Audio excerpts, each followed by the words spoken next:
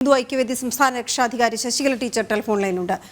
Shrimati Sasikala teacher, Guruvayur ദേവസ്വത്തിലും വഖഫ് കയ്യേറ്റം നമുക്കറിയാം. ഓരോ ദിവസവും നമ്മുടെ വീടിന് നേരെ എപ്പോൾ ഈ വഖഫ് കയ്യേറ്റം വരുമെന്ന് കാത്തിരിക്കുന്നിടത്താണ് ഈ ക്ഷേത്രങ്ങൾ പോലും പൊളിച്ചു കളഞ്ഞുകൊണ്ട് അവിടെ ഇസ്ലാം മതപരിവർത്തന കേന്ദ്രം പോലെയുള്ള ഇസ്ലാം സഭയുടെ കീഴിൽ വരുന്ന സ്ഥാപനങ്ങൾ വരുന്നു എന്ന അവസ്ഥ നമുക്കറിയാം. Once a Waqf always a Waqf. അപ്പോൾ ഇനി അവിടെ എന്തായിരിക്കും എന്നുള്ള ആശങ്കയാണ് പങ്കുവയ്ക്കുന്നത്. ഗുരുവായൂർ ദേവസ്വത്തെ സമീപിച്ചെങ്കിലും ആ വിഷയത്തിലൊന്നും സംഭവിച്ചില്ല. ഈ വിഷയത്തില് ഹിന്ദു ഐക്യവേദി ഒരു സംഘടന എന്നുള്ള നിലയിൽ അവിടുത്തെ ഭക്തജനങ്ങളോടൊപ്പം വളരെ മുൻപ് തന്നെ ഈ വിഷയത്തിൽ ഇടപെട്ടിട്ടുണ്ട്. ആദ്യകാലത്ത് ഇതിന്റെ രേഖകളൊക്കെ കിട്ടിയപ്പോൾ തന്നെ ഹിന്ദു ഐക്യവേദി അതിന്റെ പ്രാരംഭ ബാലദശയിലാണ്.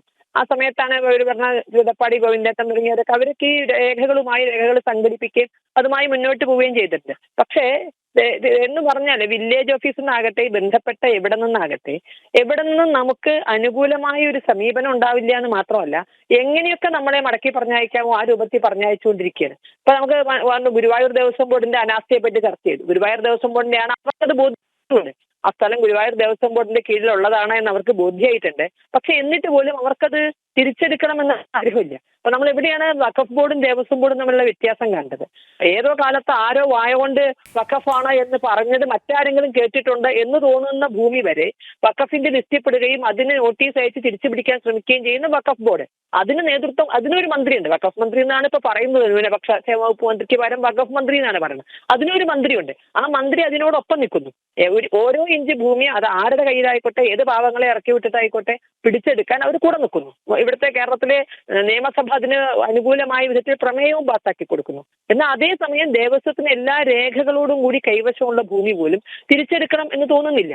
ദേവസ്വം സ്വത്തിന്റെ അധികാരികളല്ല ശരിക്കും പറഞ്ഞാൽ ദേവസ്വം ബോർഡ്. അവർ വെറും ട്രസ്റ്റീസ് ആണ്. ഇത് സംരക്ഷിച്ചു കൊണ്ടുപോകേണ്ട, അത് വിട്ടെടുക്കുകയും സംരക്ഷിക്കുകയും ചെയ്യേണ്ടുന്ന ഉത്തരവാദിത്വം ദേവസ്വം ബോർഡ് നിക്ഷിപ്തമാണ്. പക്ഷേ ഒരു ഇഞ്ച് ഭൂമി പോലും എവിടെയും അത്തരത്തിൽ വീണ്ടെടുക്കണം എന്നുള്ള മോഹം ദേവസ്വം ബോർഡിനില്ല.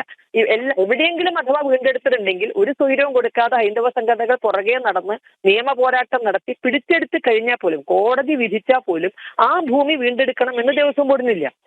എത്രയോ സ്ഥലങ്ങളിൽ വിധിയായ ഭൂമി പോലും അവർ നടത്തിയെടുക്കുന്നില്ല. അപ്പൊ അത്ര നിരുത്തരവാദപരമായ ഒരു സമീപനമാണ് ഈ പൊന്നാനിയിലെ ക്ഷേത്രവുമായി ബന്ധപ്പെട്ടത്. ഒരു മഹാക്ഷേത്രമാണ്. അതിന്റെ ഫോട്ടോസ് എല്ലാം നമുക്കറിയാം. ഇതിന്റെ അവശിഷ്ടങ്ങളുടെ ഫോട്ടോസ് എല്ലാം കിട്ടിയതാണ്. അവിടുത്തെ പാവങ്ങൾ വർഷങ്ങളായി ഇതിന്റെ പുറകെയാണ്.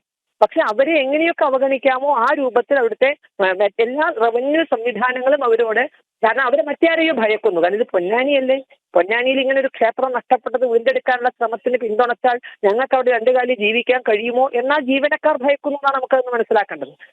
ഒക്കെ പറഞ്ഞാൽ രഹസ്യമായി പറയുന്നത് രേഖകളൊക്കെ നിങ്ങൾക്ക് അനുകൂല, പക്ഷേ എന്ന് പറഞ്ഞാൽ ആ ഒരു പക്ഷയിലാണ് കേരളത്തിന്റെ എല്ലാം കിടക്കുന്നത്.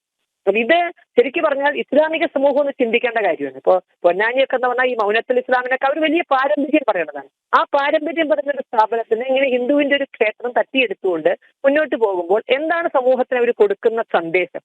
മതേതരന്മാരാണെന്നാണല്ലോ വെപ്പ്. മറ്റെല്ലാവരും വർഗീയവാദികളാണെങ്കിൽ ഇവരെല്ലാം മതേതരന്മാരാണെന്ന് അവർ തന്നെ സ്വയം, മറ്റേ നമ്മുടെ സിനിമയില് ദിലീപ് പറഞ്ഞമാര് അവരെ അങ്ങനെ തന്നെയാണ് വിളിക്കാറ്, മതേതരന്മാരെന്നാണ് വിളിക്കാറ്. ആ വിളിക്കലിൽ എന്തെങ്കിലും വാസ്തവം ഉണ്ടെങ്കിൽ ഇപ്പോഴാണ് അത് മുന്നോട്ട് വരുന്നത്. ഏതായാലും ഇതിന്റെ പുറകെ അവിടുത്തെ പാവങ്ങൾ മാത്രമല്ല, ഇതിന്റെ പുറകെ കേരളത്തിലെ ഹൈന്ദവ സമൂഹവും ഹൈന്ദവ സംഘടനകളും ഉണ്ട്. ഏതറ്റം വരെ പോയാലും അവസാന സത്യം വിജയിക്കുന്നറിയാം. നമുക്കറിയാം 4.5 നൂറ്റാണ്ട് നടന്നിട്ടാണല്ലോ ശ്രീരാമ ജന്മഭൂമി വീണ്ടെടുത്തത്. അതേപോലെ തന്നെ ഇത് എത്ര വർഷം കഴിഞ്ഞാലും ആ ക്ഷേത്രം ക്ഷേത്രമായി തന്നെ നിൽക്കും. വഖഫ് ബോർഡിന്റെ പോലുള്ള അന്യായമായ കടന്നുകയറ്റങ്ങളോ അല്ലെങ്കിൽ മറ്റുള്ളവൻ കാശ് കൊടുത്ത് വാങ്ങിയ ഭൂമിക്ക് പുറകെ പോകലോ ഒന്നുമല്ല. ഇത് ക്ഷേത്രഭൂമിയാണ്. ക്ഷേത്രത്തിന്റെ മറ്റു ഭൂമികളൊക്കെ ഉണ്ടാവും, അതൊന്നും വീണ്ടെടുക്കാൻ പറ്റില്ല. നമുക്കറിയാം 1000കണക്കിന് ഹെക്ടർ ഭൂമി ക്ഷേത്രത്തിൻ്റെതായി പലരുടെ കൈകളിലുണ്ട്. അത് വീണ്ടെടുക്കുക എന്നുള്ളത് ഇന്നൊരു പക്ഷേ സാമൂഹ്യമായ അവസ്ഥയ്ക്ക് ദോഷം ചെയ്യും, അത് സാധ്യമല്ല. പക്ഷെ ക്ഷേത്രം നിലനിൽക്കുന്ന സ്ഥലമെങ്കിലും അത് ക്ഷേത്രങ്ങൾക്കായി തന്നെ കിട്ടിയേ മതിയാകൂ. ഇവിടെ ഗുരുവായൂർ ദേവസ്വം ബോർഡ് കാണിച്ച അനാസ്ഥ അത് വളരെ ഗൗരവമായി ചർച്ച ചെയ്യേണ്ടതാണ്. അവരത് തിരുത്തി അവരുടെ ഭൂമി തിരിച്ചെടുക്കാനുള്ള ശ്രമങ്ങളിൽ പങ്കാളികളാകണം. അതിന് മുന്നിട്ടിറങ്ങണം. സാധ്യമല്ലെങ്കിൽ സ്വന്തം ഭഗവാന്റെ മുതൽ സംരക്ഷിക്കാൻ സാധ്യമല്ലെങ്കിൽ ഈ സ്ഥാനത്ത് കെട്ടിപ്പിടിച്ചിരിക്കാതെ ഇറങ്ങിപ്പോകാനുള്ള മിനിമം മര്യാദയെങ്കിലും കാണിക്കണം. വളരെ നന്ദി ശ്രീ ശശികല ടീച്ചർ. ആഞ്ഞടിക്കുകയാണ് ഈ വിഷയത്തിൽ. കാരണം ദേവന്റെ ഭൂമി, ദേവന്റെ സ്വത്ത് സംരക്ഷിക്കാനുള്ള കഴിവില്ലെങ്കിൽ എന്തിനങ്ങനെ ഒരു ബോർഡ് എന്ന കാര്യമാണ് ഗുരുവായൂർ ദേവസ്വം ബോർഡിനെ ഉദ്ദേശിച്ചുകൊണ്ട് ശശികല ടീച്ചർ ചോദിക്കുന്നത്.